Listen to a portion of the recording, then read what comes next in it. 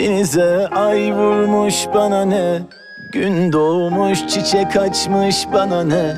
Benim acım aşkımdan sana ne, istemiyorum gelme. Elini başkası tutmuş bana ne, gözlerine yabancı dalmış bana ne.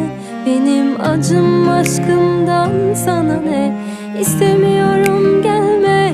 Unuturum elbet, geri döneceğimi zannet. Ben de bittin artık sen, hesabını Tanrı'ya ver.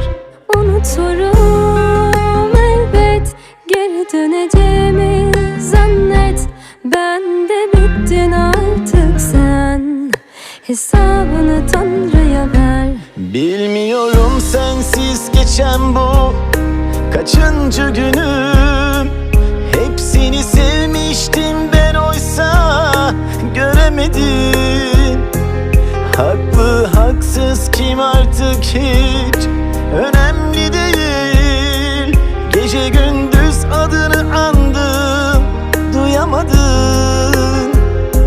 Gözlerin kör, dilin söylemez oldu bu sevgimi.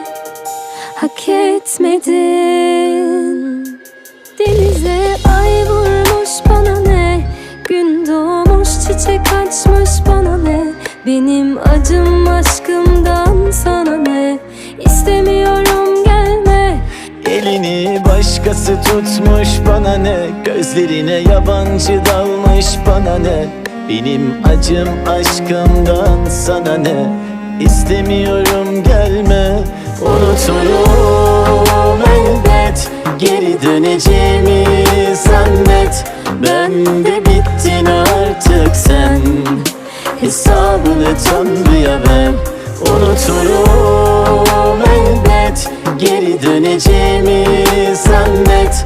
Ben de bittin artık sen, hesabını Tanrı'ya ver. Unuturum elbet. Unuturum elbet.